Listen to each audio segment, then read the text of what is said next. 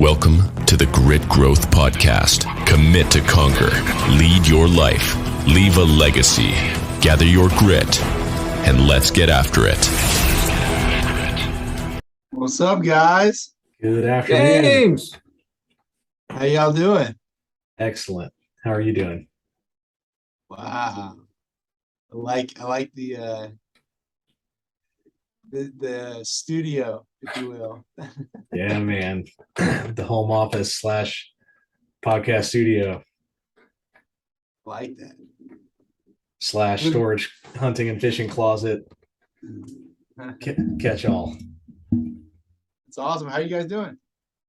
Great. How are you? Good. Sorry for the delay there. Zoom wanted me to install an update, so I didn't anticipate that. Yeah, it's all good. It's technology. We're having lots of technology difficulties today. Oh, really? What's going on? Webster's Technology. fighting with it. AT&T, I guess. I'll save AT&T. I think it's more Google. The Google Wi-Fi routers fighting with AT&T. I don't know. Maybe a little user error sprinkled in there somewhere. Please. User fix it, not user error. Yeah. Man, I was setting like subnet mask gateways and IP addresses and DNS delivery. I don't know, man. I was punching numbers in left and right. Yeah, you lost me. Yeah, that's impressive. I don't know what you're talking about. Hey, I will say that I had the perseverance to see it through and get the internet up and going. That's right. I was showing grit all weekend. That was just an opportunity to overcome. That's right. Nothing to it. F the internet. I'm in. Trying to keep me down. Yeah. I'm not going to take it. Awesome. Well, guys, how many of these have you done? So you are number 11. Wow. Yep. Actually 12. Sorry. We're going to reorder one into a different season. So yeah, you're number 12. We're getting practice. Nice. Well, this is my first. So Okay. 12 up on me. Gotcha. Well, Told Matt the other day. hopefully first of many. We'll see. We'll see. Let me know at the end. Yeah. See how this one goes. Gotcha. Before we get into it. I'm not sure, James, if you can up your mic intake or uptake or get a little bit closer to the mic. You're just sounding a little bit distant. So I'd hate to kind of get halfway through this and then have continued issues, or it just doesn't come through when we're all said and done. Let me see. Not sure how to do that. If you go down to the settings where you've got the little microphone, you should see a little caret next to that. If you click, it gives you another menu of options.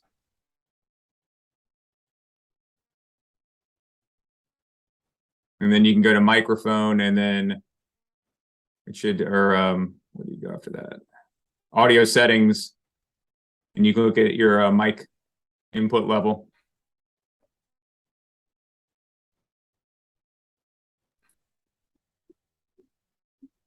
Hey, can you hear me now? That's a little bit better. I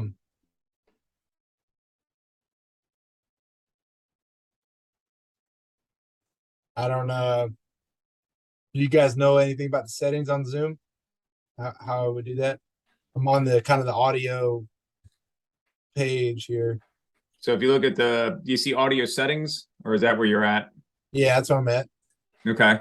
So if you look at the audio, then it should have microphone. So it should say like speaker and then microphone. Yeah, turn that volume all the way up. Yep. Okay, it's all the way up. All right, that's a little bit better. You just might need to sit a little bit closer than what you normally do too. All up in here. That's right, man. We can see your nose hairs. It's awesome. Manual zoom. All right. The pearly whites. One day when we get good at this, we'll start doing them in person, and we'll have all kinds of fancy equipment. We don't have to worry about this. Right now we're kind of jacked. Like we're patching it together right now. We're getting gritty. Yeah. It's awesome. What's the goal? What's the goal with this? All right. So yeah, the goal, man, is to basically just tell your story and hope that it inspires someone else along the way. So it's all about obviously grit, the power of passion and perseverance for long-term goals. Um, you know, I've defined, we've talked about in other podcasts. Basically, I've got a framework where I've defined the definition of grit. Basically, and there's 4 virtues of grit: valor, vigilance, viability, and vigor. And basically, that tenacity is greater than talent, tenacity over talent, over the long haul. So that's kind of the really short synopsis of it. And yeah, so what we're trying to do is just publish stories, success stories, but show, dive deep in the long form podcast format to dig into, the struggle purpose. So people see more than just um, the end game, the final result of James Smith, successful businessman, former college athlete, et cetera, et cetera. But what did it take to get through the struggle and steps obstacles you overcame along the way and to get to where you are? Yeah. So with that being said, yeah, we're kind of looking at this first season through an entrepreneurship business lens. Okay. We anticipate at some point having a more athletic focused season, maybe down the road, maybe season 2 or 3. So we've got some other people that we want to talk to through the athletic kind of lens, but yeah, for the purpose of this one, we wanted to focus on business and entrepreneurship. So it's a chance, number one, to get out there, your role at McGriff Williams, and how you landed there and kind of where it's going. But also I was really interested in your social media post about the Campbell Trophy Summit and maybe some lessons learned there from some former college athlete and now, powerful and influential business leaders. Okay. I personally think a lot of my story goes back to athletics. I don't know. It's maybe the way my mind works and sort of how I've really worked in the past. Mm-hmm. But if you don't want me to talk about any of that, but I sort of feel like that was kind of like my foundation. Go for it. Absolutely. Yeah. It's wherever the conversation takes us, it's wide open. Yeah. If you want to just kind of maybe kick it off with, so were you always going to be a pro athlete? Yeah, did sports did that dream change? So let's start there. Age. I mean, coming through a collegiate athlete, outside of being a pro athlete, what's plan B? Well, growing up, I always really enjoyed sports and enjoyed the competition and working towards playing. I was never the best player on my team. I wasn't the biggest, the fastest, the strongest growing up. But I grew up with 2 brothers that are twins that are 13 months younger than me. So there was always competition. Everything was competition, whether it was in the driveway or the backyard or, playing sports, everything, racing to get to the car, racing across the pool, whatever we were doing, it was all about competition. And, having my brothers and having them so close in age to me, 13 months difference, there's 3 boys, it always lent itself to trying to outdo each other, whether it was in school or working in the yard or whether, working, playing sports. And being one of the smaller guys growing up, being late to develop, late bloomer, if you will. When I was a freshman in high school, I was 5'2", 120. End of my freshman year of college, I was 6'2", almost 220. So my growth chart was like exponential once I started growing. But, being small, I feel like that's what taught me to have to work and be able to compete against guys who were bigger than me and faster than me and stronger than me. Basketball was about playing good defense and always being the first one back on defense and hustling and not getting outworked there. And, it was always trying to prove myself. And that's sort of the chip that I feel like I've kind of always had, is prove that you should be in the room, prove that you should be here by the work that you put in, by the effort that you have, by how can you differentiate yourself in those ways. So Yes, I did always want to play professional sports and dream of that. But it wasn't like I was the MVP of all my sports leagues growing up. That wasn't really the case. It was more about, I loved the game. I loved playing ball. Back then we played everything: baseball, basketball, football, ran track. And growing up, did all that, and did it because it was, it was fun, and I loved to work. So, competition was everything in our family with my brothers, as I kind of talked about.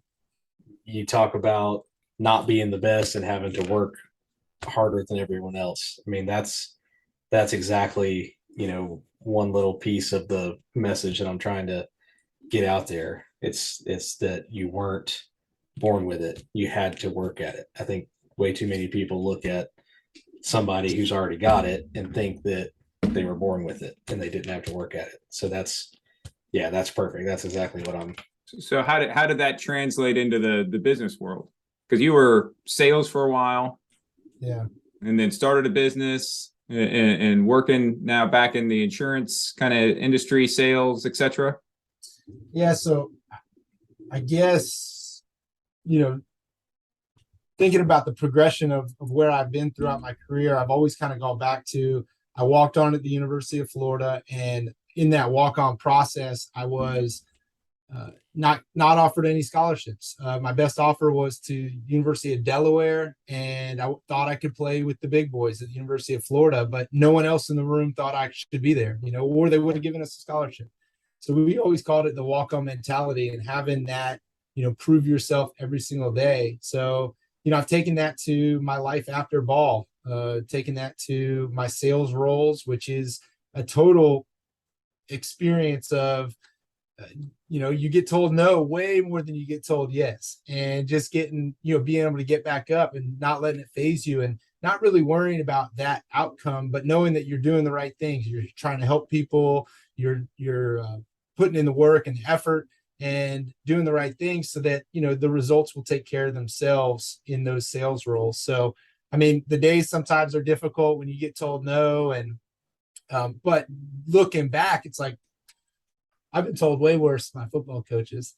We've been told no way worse than anybody in any sales organization. So, my path went from right after school. I got an opportunity to start selling medical devices. And selling medical devices, I started off with a spinal distributor in the state of Florida, selling implants for spinal fusions, cervical fusions, lumbar, low back fusions, and things like that. And really got a great opportunity right away. Cut my teeth, working hard, long hours in the operating room, and got a chance to prove myself there. Through that opportunity, I met some people with a international medical device company called Boston Scientific, and I was selling implants for cardiology products, coronary stents, and aortic valves. And in that, I was able to kind of blossom and grow. They invested a lot in me in training and development and leadership, and was able to get a territory of West Virginia, Kentucky, and Tennessee, living out of Nashville, Tennessee. And that was a great learning experience with,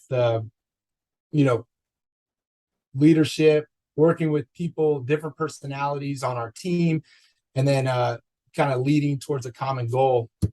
And then from there, I just always wanted to start my own business. A good friend of mine who's a general contractor and we started a small construction company, and, having succeeded almost every step of the way through hard work, but having put in the work necessary to succeed every step of the way, the plan was to start a construction company and have it be a overwhelming success. And, it wasn't, and it was disappointing. And, at points throughout that process, I'd struggled with, being vulnerable and being like, wow, this wasn't what we had set out to do. As far as success, we hit a few headwinds with the pandemic and a few things along the way. We kind of started it at a difficult time to get off the ground.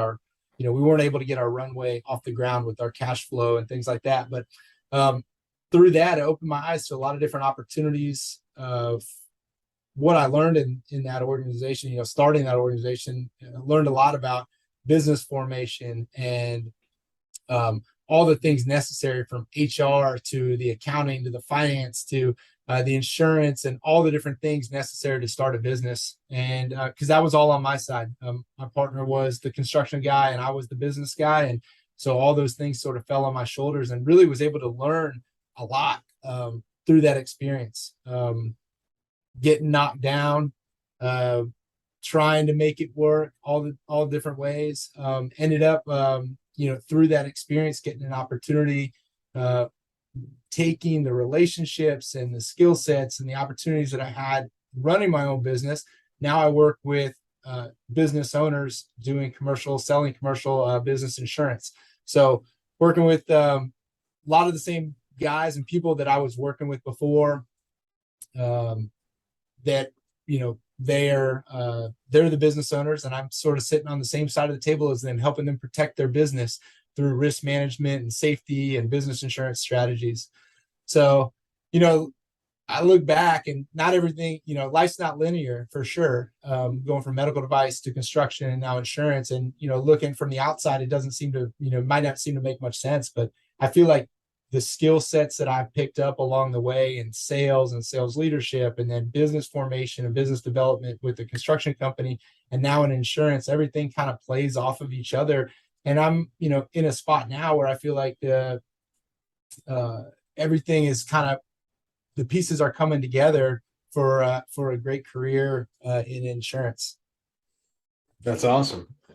That's perfect. I mean, it's transferable skills along the way, and it doesn't have to be linear. And, maybe for your particular path, your discovery phase being non-linear is better for you. Maybe you picked up more that way. That's what people maybe don't realize, how that can actually be a benefit, not a detriment. One thing I've kept going back to over the years is Steve Jobs' Stanford commencement speech. I don't know if you guys have heard that, but he talks about, you can't connect the dots looking forward. You can only connect the dots looking back. So you don't know why Steve Jobs dropped in on that class at Stanford, learning different TypeScripts.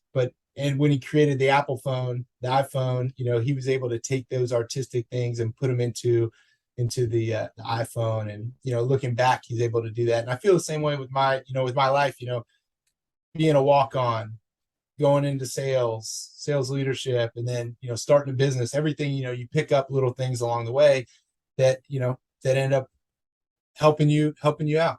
Yeah, absolutely. How do you take some of those lessons learned and help your customer base now? I mean, it's so you're kind of in that insurance risk mitigation world. You're still in the construction field with a lot of your clients. I mean, what you talk about that perseverance to see all this through. I mean, how has it made you better in your current role? I think having been in their seat in some capacity, understanding that there's things that they're going through in risk mitigation that are, from safety issues, OSHA issues, different things that, we had to deal with as well. But also there's other things that are holistic for their business, that, finding employees, employee retention, everything from that to driver safety programs. And there's a lot on a business owner's plate, especially a small to mid-market contractor of some sort. There's a lot on their plate. And so to be able to try to say, like, find their issues and to be able to bring them solutions, it's satisfying. It really is. It's exciting to be able to come and try to, hear what their issues are, find out solutions, and bring them solutions to be able to help them.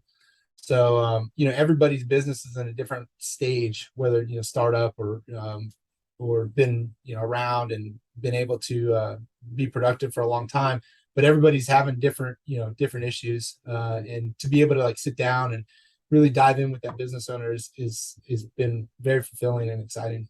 So what are your, like, go-to experiences, right? I mean, we sit there and you're sitting down with that business owner. You're like, yeah, I remember the time when I had to, X, Y, Z, right? I mean, because that business owner is trying to persevere. They're trying to figure it out. They're trying to make it all work. And insurance is almost, please forgive me here, but almost an annoyance. Like, okay, I know I got to have it, but that's really not where I want to spend my money. But I know it's got to be there. I mean, but at the same time, yeah, I mean, the school of hard knocks is out there, and so you don't, what are some of the things you rely on in your past to work with clients?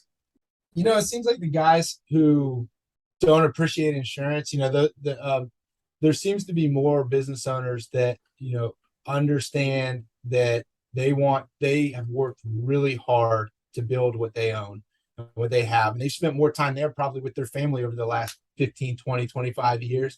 And so when they understand that they're doing this to protect their business, and if they get that mindset that, hey, we want to protect our business because it all could be taken from us. That is, those kind of customers are fun to talk to because they understand. But the issues that a lot of guys are having right now are maybe even outside of insurance, outside of risk management, from employee related issues. I mean, to HR, hiring, employee retention. A lot of those things are what we're seeing. A lot of business owners are struggling with, whether it be material costs or supply chain issues. A lot of different things are having all of the above issues for them. So exactly. So potentially risks outside of standard insurance risks are what we're seeing most right now, and guys are venting, if you will, lamenting the issues that they're having outside of insurance. Right. So you kind of take that walk-on mentality with them, like, hey, you got to keep working harder. Yeah. I think that honestly for me, that is always in the back of my head. That's, something that you can always come back to and fall back on, is that, hey, you can do hard things. You can persevere. And, there are going to be issues along the way. You have to be able to overcome those obstacles and issues. I actually heard a quote the other day that I was thinking about sharing, but the problem is not that there are going to be problems. The problem is that you thought that there weren't going to be problems. Right. So there are going to be problems along the way. There's going to be issues, like, things come up all the time in my industry with insurance, and, in the contractors and the business owners world, where people get screwed up, and myself as well, is that, you get caught up that there's an issue. It's like, well, yeah, there's going to be an issue. We're going to have to figure out how to work with this issue. But the issue is not that there's an issue. The issue is that you thought that everything was going to be smooth sailing. And so it's going to be hard. It's going to be hard. It's going to be difficult. There's going to be something frustrating that comes up, but being able to work through that is what, grit to me is all about. Yeah. Yeah. So you might as well embrace it. It's kind of like the only thing constant is change. Exactly. Just prepare yourself because it's coming. Right. Yeah. Something we talked about, bringing it back to football a little bit, is I played a lot of special teams, and one of our special teams coordinator, was Coach Meyer, but also a guy, Steve Adazio, who's gone on to coach and head coach in a few different places. But he would always talk about control the controllables. And it's a silly phrase, but there's so many variables with running a business, with, all the things that we do. But controlling the controllables to us back then was, if you're supposed to run 12 yards and put your foot in the ground and go block number 3, and you run 8 yards and put your backpedal a little bit and then go block number 4, you're not controlling the controllables. But if you go 12 and go full speed at number 3, and then, happen to, he puts a good move on you or something, at least you controlled all the variables by doing everything you were supposed to do leading up to that. So I think about that in business too. Like if you do all the activities to make yourself successful, do all the activities to work hard, and things are going to end up working out. Like, Matt, I see you at the gym all the time. You're doing everything you're supposed to be doing to, be fit, live a healthy lifestyle. And, if you do all those things, then, the result's gonna be there. Right. Well, yeah, you said you got to expect curveballs along the way, and if you've put yourself in the best situation, you can hit that curveball more consistently if you've done all those things, along the way. But it doesn't mean or doesn't guarantee success by any means, But yeah, what you're trying to do is increase those odds all along the way.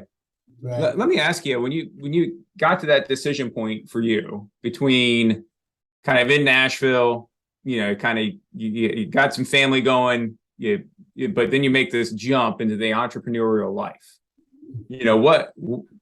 How was that? Talk us through that kind of decision making for you, and kind of I'm assuming there was there was a couple discussions maybe, between you and the wife about all this, and business partner.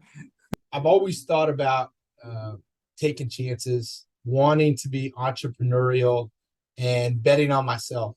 And that's something that I've,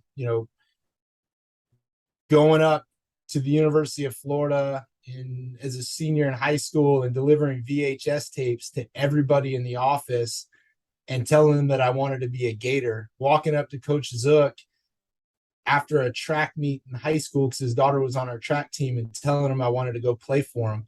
It's kind of like to me, it was, betting on yourself. And, I always wanted to bet on myself to be able to, achieve great things. And, why not me? It's something that I kind of always, think about. Why not me? This guy's doing that. Well, why not me? I can do that too. It's going to take hard work. It's going to take, the commitment and time and all the different things. But there were a lot of long, difficult conversations. Is this the right thing to do now? Is it the right thing to do at all? And, I asked a lot of questions. We talked a long time about it. And, we thought we had as many variables pinned as we could. And there were some unforeseen things, and there were some questions that maybe we could have asked back then, but it was, I no regrets. I think it was a great, opportunity, and great opportunity to kind of bet on myself. And, I still feel good about what I learned along the way, but it was, it's a big leap going from corporate America with a lot of different security and benefits along with that, and then going and betting on yourself. It was definitely a big decision in my life for sure. Yeah, you kind of said something there with no regrets. Why not me? Control the controllables, like just in the past 5 minutes, right? Bet on yourself for success. That's embodying grit left and right. Mm-hmm. And that business might not have been successful for you or as successful as you wanted it to be. But you know what? You got on the field and you competed, back to where we started with athletics, right? And you competed, man. I applaud you for getting in the ring. The old Teddy Roosevelt quote, right? I mean, the man in the arena. Yep. Absolutely getting in there. And is your life over? Hell no. You're en route to, great things. Why? Because your mindset's betting on yourself the whole time through, so you're going to make yourself great one way or the other. And I applaud you for that. Yeah. And when I defined grit, there's a reason that valor came first. It's the valor to seek that struggle and, try your hand and see what happens. A lot of people go their whole life wondering, right? What if, could I do that? Do I have what it takes? And people like the three of us, I think all would say that it's worth it. Give it a shot. It's worth it. Right? That's the way I feel. Oh, no doubt. Yeah, if you were sitting on the sidelines the whole time, you'd be wondering what if. And right, doing that, I think would be, way worse than any alternative. Right. Absolutely. Yeah. Absolutely. Cool. Well, did you have something else, Matt? Well, I was gonna say, did you ever get on the playing field as a walk-on? I actually I played in 53 straight games. So I walked on for Coach Zook. I was redshirted that year. He was fired after. That's where you put on another 100 pounds in like 4 inches. Yeah.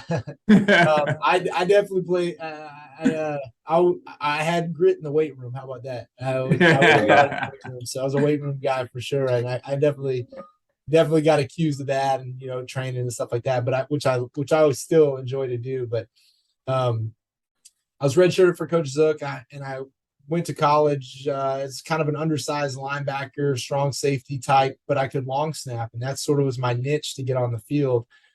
And then Coach Meyer came in January after Utah won the Fiesta Bowl. I introduced myself to Coach Meyer in January of 2005. I said, "Hey, Coach, I'm your long snapper." And he said, "You better be good." And I hadn't played a game yet because I was redshirted the year before, but the guy in front of me was a senior and he left. So I was the long snapper on the roster. And after that day, I snapped every punt and every field goal for Coach Meyer, including 2006 and 2008 national championships. And I ended up becoming a 2008 national champion and team captain with Tebow and Spikes and all those guys. And wow. So played in 53 straight games, which at the time was a record. But now they played more games in the season. So but I started every game as a long snapper for 4 years and was able to be team captain. So yeah, and I got my school paid for too. So after my freshman year, Coach Meyer put me on scholarship, and I was able to get my undergrad in exercise physiology, and then I got a master's in business after that. So great memories with some really good teammates and a lot of guys with grit. And there's Tebow was an incredibly hard worker, but there were a lot of guys that were really hard workers too. It was the standard at the time that you either bought in or we didn't need you. We didn't care how many rival stars you were. At the time it was like, come on, join in.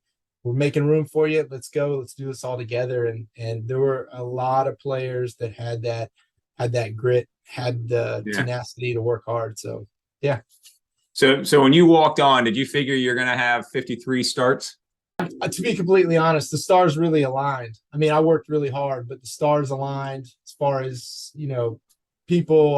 I was injury free for the most part. There's a lot of things, playing all those games that have to align. Right. But we,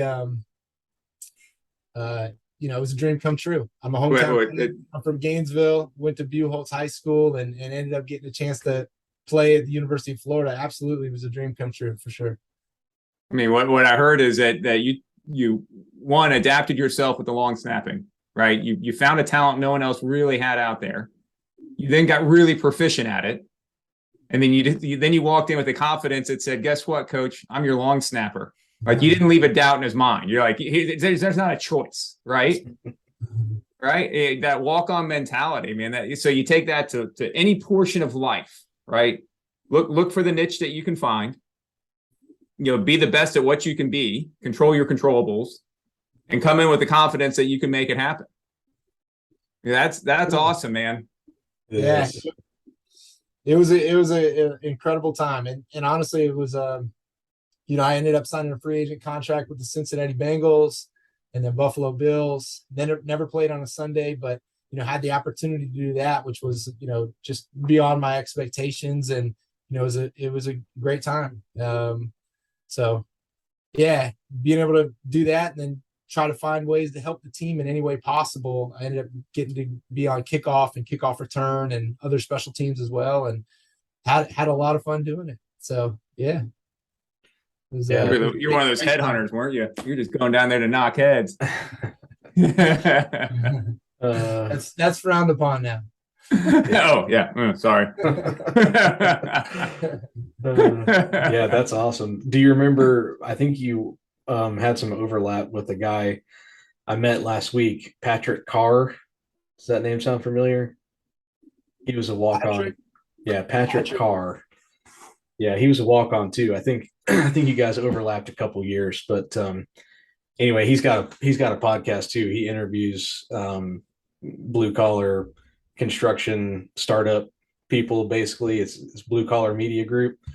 He's down in Orlando. He's a cool dude. Yeah, I think you guys might have had a year or two overlap there. But anyway, yeah, so I think that's a good segue. I wanted to get into talking about the student athlete thing. That I saw your social media post about the Campbell Trophy Summit and about student athletes who then became business leaders.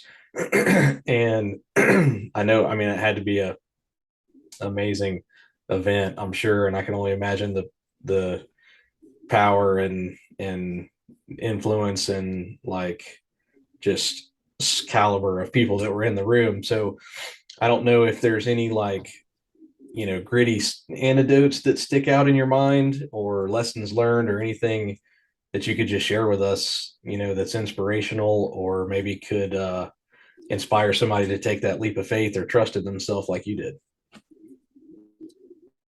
Yeah, I appreciate you bringing that up. It was I would say life-changing experience for me to be able to go to this. In 2008, I was a senior and I was nominated for an award and I was a finalist for the Dratty Trophy. At the time, it was called that. It's now changed the name to the William V. Campbell Trophy, and it's nicknamed the Academic Heisman, which I don't know how I got nominated. But you had to be a contributor both on and off the field and all that kind of stuff.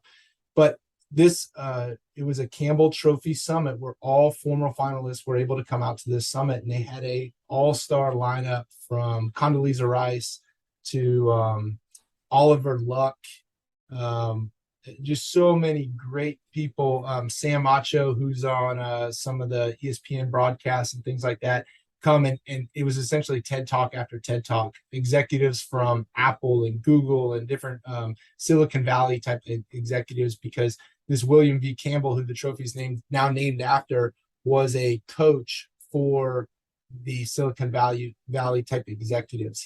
He was an All-American and played at Columbia, and then coached at Columbia, and then left college coaching and then went out to Silicon Valley and was able to mentor and lead those type of executives and coach them. He was executive coaching, kind of thought leader. Correct. Yep. He passed away a few years ago, right at the beginning of COVID, and they did this reunion for him. So they're doing this annually. So if you're a finalist, you could go out there. So I was the only representative that was able to make it from the University of Florida, but there were representatives from all different eras and different schools, and I never felt so surrounded by my people ever. I mean, it was the definition of grit. All these guys were just hard workers, contributors on the field, found a way to get it done, and everybody was doing something cool, whether they were in private equity or attorneys or doctors or startups, or everybody was doing something really cool, coaching a lot of guys. And one of the things, being around football players that really I don't ever remember talking about, that was talked about a lot at this, and I wanted to bring this up today, is vulnerability. And they talked about being vulnerable at multiple points throughout this. Different speakers brought it up, and how it's okay to be vulnerable. We don't have to be the tough guys anymore, and failure happens. And even if you are gritty, and even if you are working hard and doing all the right things, sometimes it's okay to say, yeah, that didn't work out as I planned. And, I'm going to redirect and take a different route here. And being vulnerable is all right. So as I was thinking about coming on here and doing this podcast with you, I knew you were going to talk about my construction company, and being vulnerable and saying, hey guys, it didn't go as planned, but, I learned a lot, and it's the truth. I've done a lot of reflection on that. And, that's one of the things that I felt it was my biggest takeaway from this 2-day conference. Hearing a lot of people talk, there was a lot of things about the future of football and different things. But one of my big takeaways was definitely, it's okay to be vulnerable. So with that, right, that's just like leading into the next question of what are you most scared to share? When it comes to the business world, what is the thing that you kind of, the black dot on the hand. Sorry, I just saw Pirates of the Caribbean. I got the black spot, What is that, for you? And how has it then affected your life?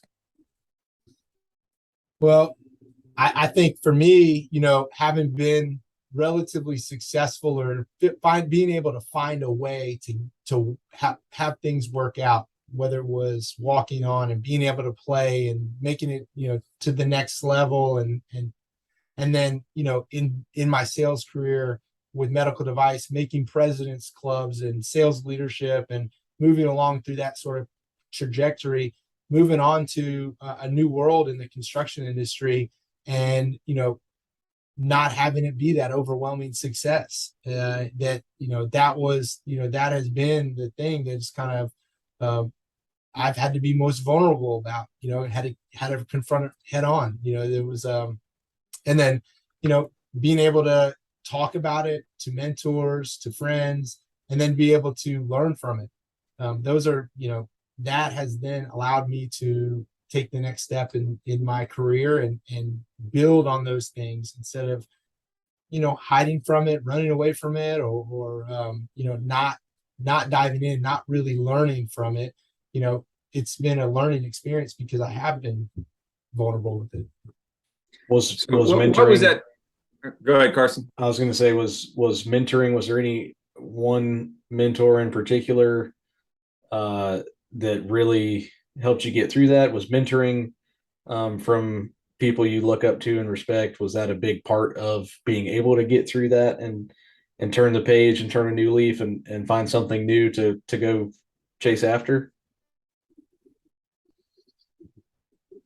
I think mentors are incredible. I can't say that there's been any one person that has been right there with me through that process, but throughout my career, coaches and in medical device, I had a few great mentors that I have been able to bounce these things off of. So not necessarily with that, but I feel like mentors are, being a lifelong learner, and whether you're learning through reading, whether you're learning through other people's experiences, it's so vital in shortening the learning curve. Right. Yeah. Yeah. And it makes that's part of being vulnerable too, right? Is having somebody to hold you accountable if you're not, or maybe you're trying to, but you can't really see the full picture because you're too ingrained in it at the time. I definitely have those moments where I can't, I'm so clouded by whatever's going on. It's hard to see the big picture. So I just was curious if that's been your experience. How I mean, we're kind of getting up on the 4, but I really want to know that, for everyone else out there, you're vulnerable right there. And I appreciate that, to take it even a step further, and that decision point for you to leave construction and this business that you started, kind of what led up to that? What kind of was that line in the sand where it was like, okay, it's time to move on? Because that takes a lot of courage, to do that. It takes, to kind of, what do you do next? I mean, I don't know. I want to hear. Your wife's pregnant with your third kid in 3 years. And you got to figure something out. I mean, the pandemic was in full swing. We were bidding on commercial jobs. There were some, you guys know better than everybody, that there were some commercial projects that were being postponed, or they were pausing bidding. The bidding life cycle that we were looking at for our scope of work, we were bidding on jobs 3 to 6 months out from start. They were 12 to 18 months completion, and we were at the tail end of the build cycle. So we were looking at 20 to plus months away from even to be able to perform, to be able to bill, to be able to then wait 30 to 90 days to be able to collect. So when we were looking at like, wow, if we win this job, we might not make any money for 2 years. That was a tough conversation. It's like, wow, our dip was, we were unable to survive that dip of profitability and really get off the runway. our runway was getting shorter and our plane wasn't getting fast enough. So, I mean, and it was like, you know what? I know that I can be successful, back to like the grit and betting on myself. I know that I can do something and be successful. It was tough because I thought it was going to be that. I thought it was going to be construction. I thought it was going to be this company that I started, but it was, there were headwinds that we had from our material sourcing. We didn't have much leverage with our suppliers, if any at all. So what we were struggling with our numbers. I mean, we were barely making any profit. We were still losing bids, and it was like, how are we getting beat here?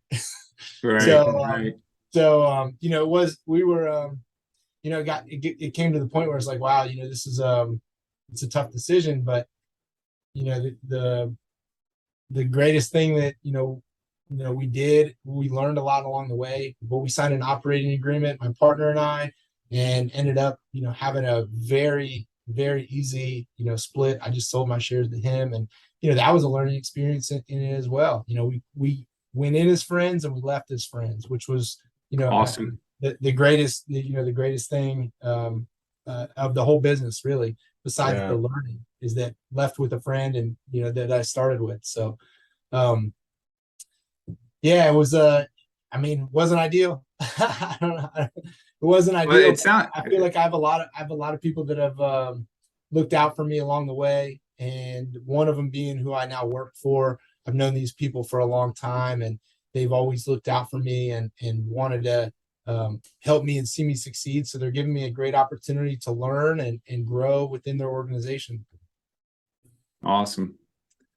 I mean, so it sounds to me, if you're maintaining that friendship, you had to have some hard conversations, with your friend. And I'm assuming you had mentioned in the beginning their third child on the way in 3 years.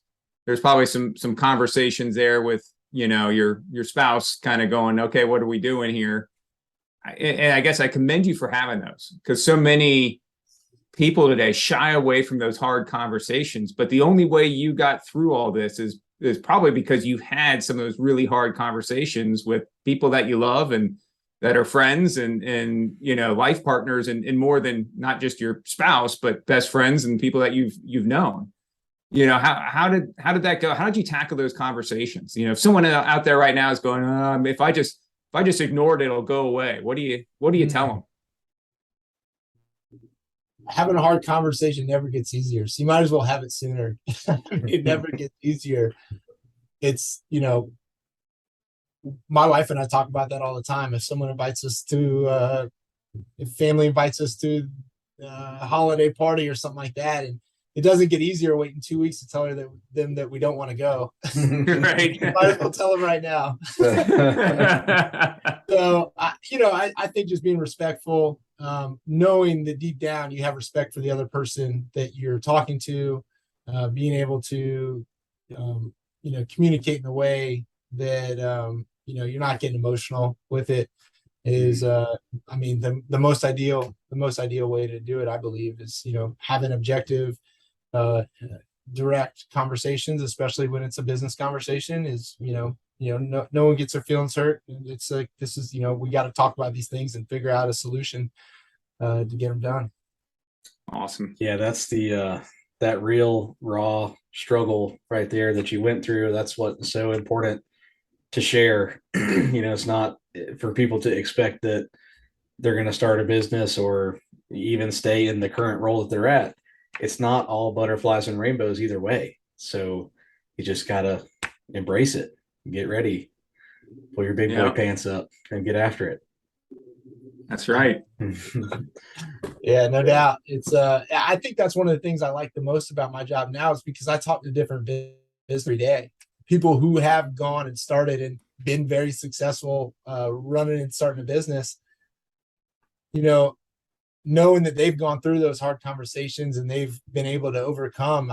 I admire them. I admire them for what, because they all tell me different stories about laying awake at night, not knowing if they were going to make payroll, and we won this job, but how are we going to perform? And it's those conversations that they're like, wow, did we bite off too much? How are we going to get this done? and knowing that they've gone through those things and been successful at them. I admire business owners for that. And that's one of the things I enjoy most about my job. Yeah, I mean, that's part of the reason or part of my motivation for starting this podcast is I think that what's the saying is that you're the average of the people you spend the most time around. So I'm hoping that some of that, like you're saying, the more conversations we have, I'm hoping that that's rubbing off on me and I'm getting to benefit from it, by osmosis a little bit selfishly. So you're exactly right. Yeah, that's why I like hanging out with you and Matt and seeing you guys. You guys are motivating and yeah, absolutely.